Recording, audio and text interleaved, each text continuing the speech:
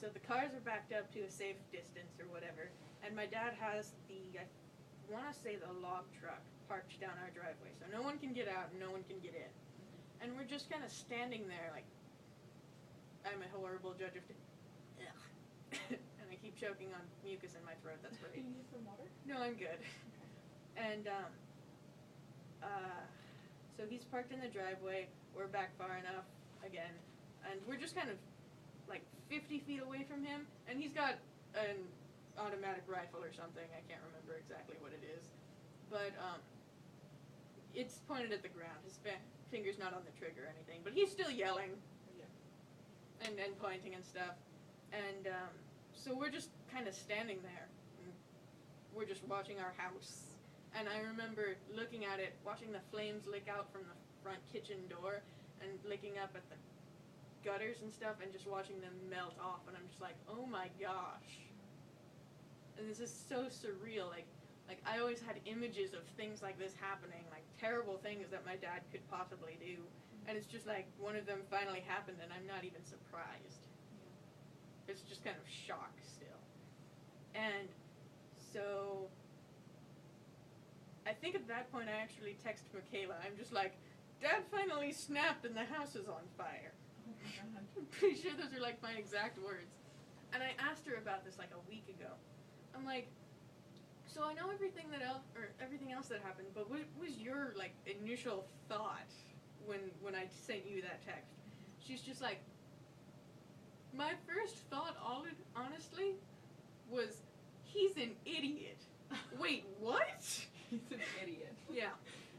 So, obviously I can't really call her because things are going on. My mom and my sister are on the phone with 911. And I really, really, really want to hear that recording. Yeah. Like, in all honesty, I really want to. Not because I want to know what it's like, but because we were making the operators crack up. What? They were laughing? Yeah.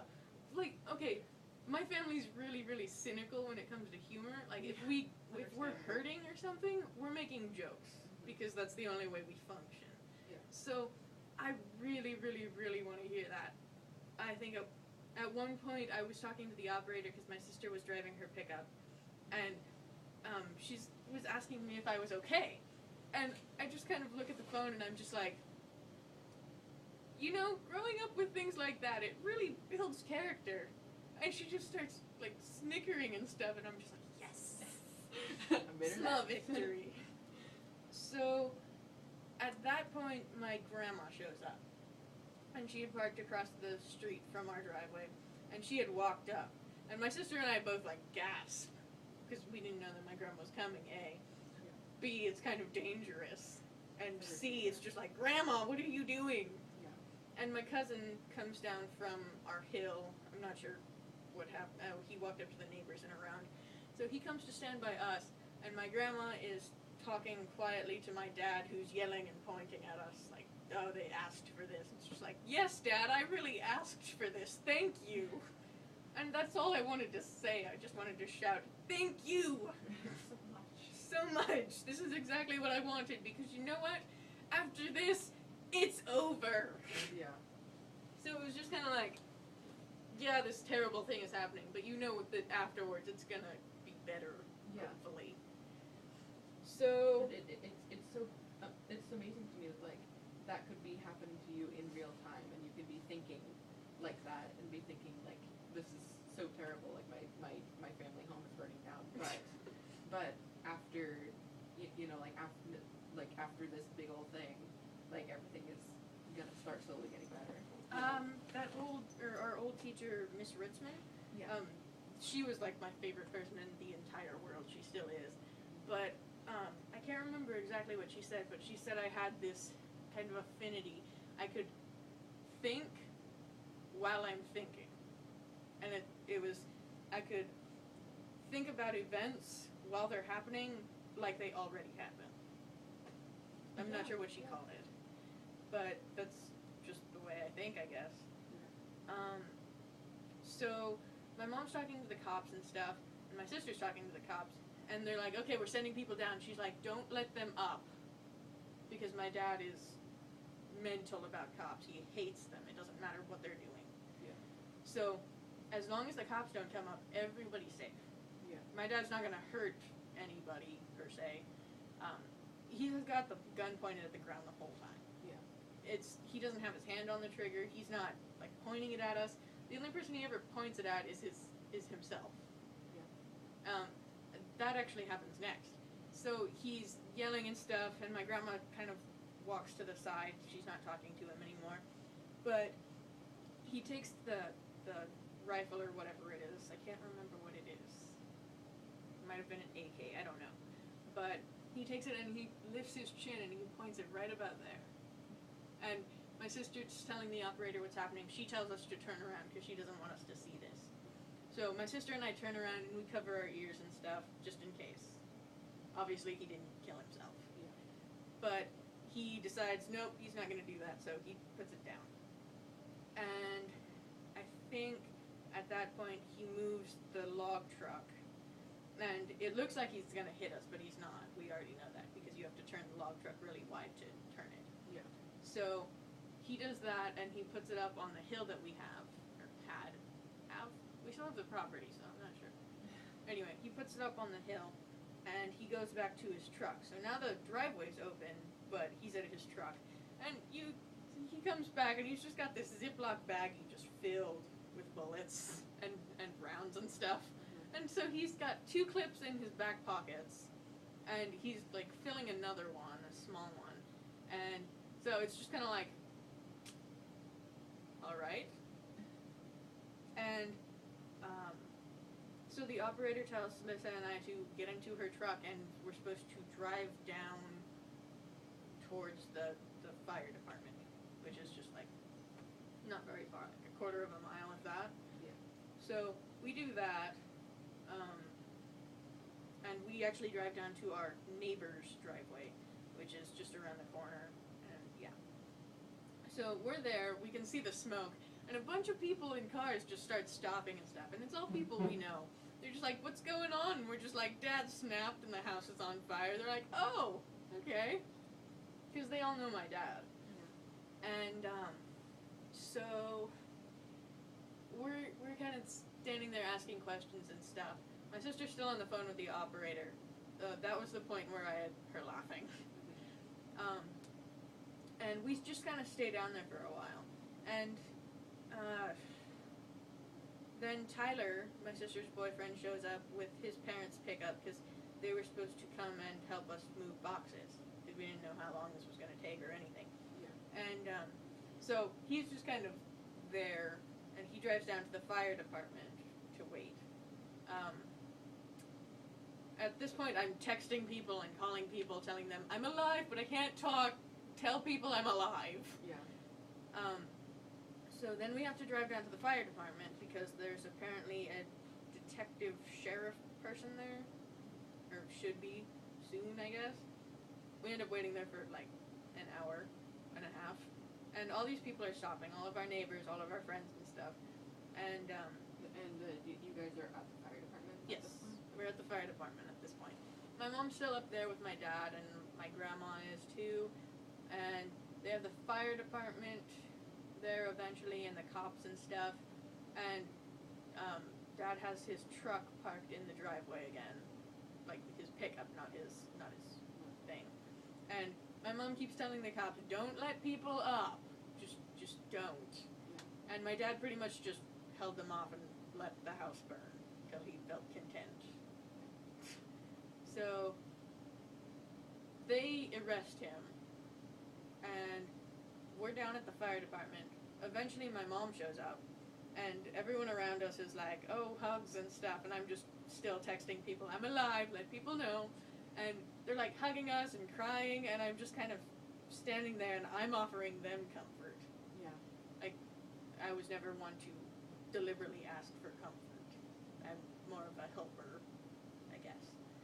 And so they're hugging me and crying. They're like, oh, are you okay? Are you sure you don't need food or something to drink or something? I'm like, no, I just have to pee. So I go to my neighbor's house and I pee, and then I'm better. That's not going in the interview, I hope. No. Okay. So then the sheriff detective person shows up, and my sister and I are taken over, and we're interviewed, like, what happened, and I tell them, like, this exact story. Yeah. So, he's asking a bunch of questions and stuff, and we get to the point where he's asking my sister what she did, and she talks about how she, like, pulled the gun out and pointed it at him, because obviously we were threatened. I was unaware that menacing was a charge. I didn't know that was a thing. So your sister was charged? No. Okay. No. Okay. No, my dad was charged with at least 3 counts of that. And I was unaware that that was a thing. I thought that was just like part of verbal abuse or whatever. Yeah, but then threatening somebody is definitely a charge, and it's not usually brought up because usually it's not acted upon. But yeah, if you really want to charge somebody with threatening you, then you definitely can. Yeah. But I was not aware that it was called menacing or that was an actual thing. I thought that was just something you had to deal with. Yeah. So we tell them this entire story, and it gets to the point where my sister's telling him about the gun, and I am so enthralled by this story. I'm into this, but my sister's telling most of it because I keep throwing in random things that haven't happened in the story yet along the storyline she's telling. And so I'm kind of quiet, but we get to that point, and he's asking her questions about the gun and stuff, and I think I was glaring at him or something, because it felt like he was talking to us and asking us questions, but I felt like, hey, my sister could get in trouble for this, and that's, am I allowed to cuss? Sure. Because that is total bullshit. I mean, we have a reason to do that. You can't just, and, so at the end of the interview, he actually is like, okay, about the gun thing, I'm not saying that's, you shouldn't have done that. I'm not blaming you for any of that. So I'm calmed down after that. And he's just like, in fact, you actually could have, like, saved lives today. And so, yeah. So I thank my sister for possibly saving my life. Yeah. So after the detective leaves and stuff, after that, all I've been focused on is finding the cats. Yeah. Because we have 2 cats, or had 2 cats. Little Dude, my cat, and Hannah, which was my sister's cat. And so I'm worried about that. We got told we would get a free dinner if we went to Pier 101, which is where my sister works, and we have a bunch of friends there. So we go there with McKenna, Tyler, me, my mom, and my sister. And so we just have dinner there, and my mom doesn't eat much because she's still in a bit of shock. And then we go to my grandparents' house, and I get on Facebook and stuff, and we post, and we see what's going on. And we stay up till 10:30 to watch the news report of it. And we had gone back to the house after they had arrested him, and we got interviewed and stuff. And it was weird because we were just walking around, and it was still, like, smoldering, and they were still spraying it with water and stuff, and it was just empty. Like, you're so used to going up your driveway, and boom, there's your house, your home, and just suddenly it's just a smoldering pile of half-burnt wood. Yeah. And there's, like, nothing left. On the bright side, I now know what a melted freezer looks like.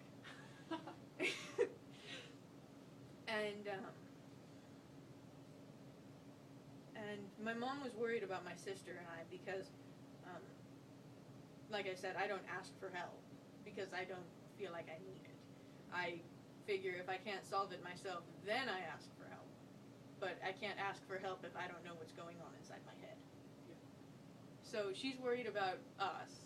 My sister's cried. And during this whole thing, my mom walks over to me during Dad's freak out, and he's at his truck loading bullets. She's like, "Are you okay?" And I'm just like, "Yeah." She's like, "You don't need to cry or anything?" I'm like, "No, not yet." Yeah. Because it just wasn't the time. It wasn't going to help anything. So we have dinner, and we're at my grandparents' house, and we see the news report. And they already have my dad's mugshot.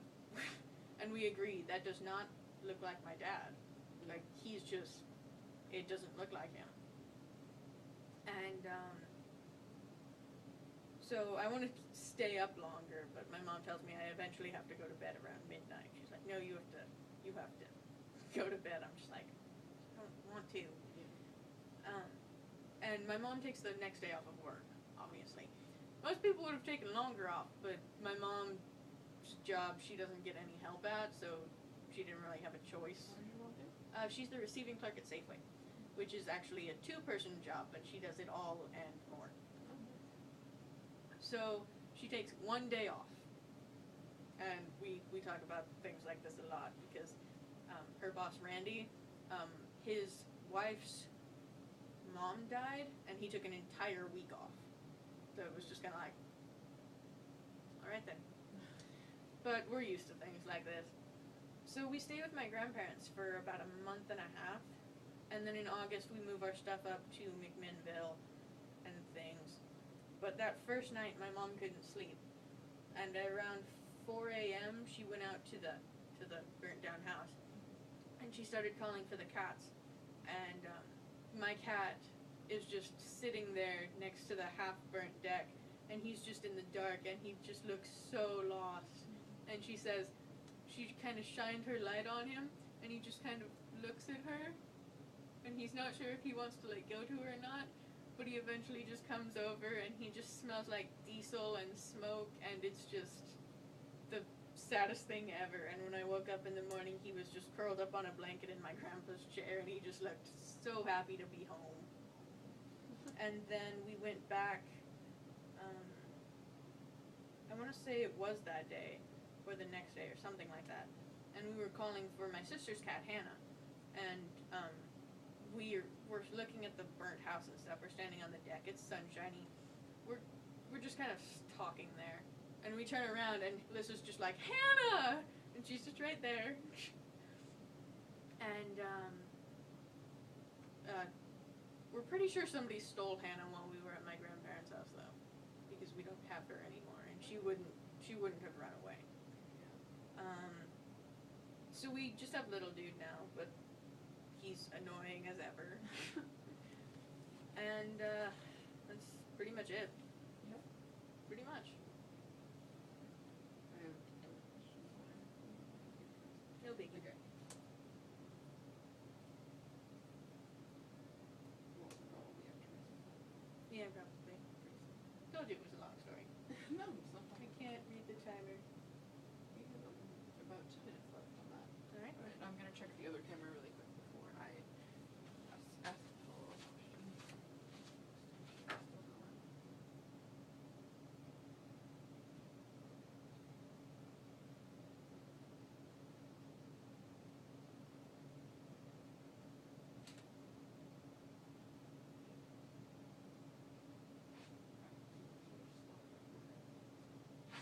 Oh, we still have that one.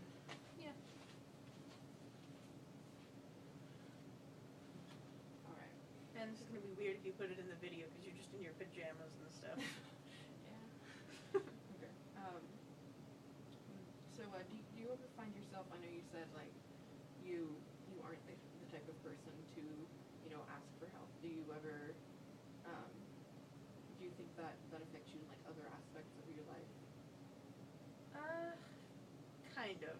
I've been told I come off as arrogant or like I'm better than people just because I don't talk much if I don't have to. Yeah. Because I can look at a person and tell a lot about them. Like, I don't need to ask them questions. And my mom always told me to carry myself with pride, like I'm proud of who I am, so that's what I do. Yeah. But apparently that comes off as bad. But, after something like this, I think I might have symptoms of post-traumatic stress disorder, but I'm not totally positive on that. Just some days are harder than others. Just some days I'll have nightmares, and other days I'll just get kind of triggered by a memory or something, and you just deal with it. Yeah. Timer. It's a nifty little timer. Except it sounds like a bomb.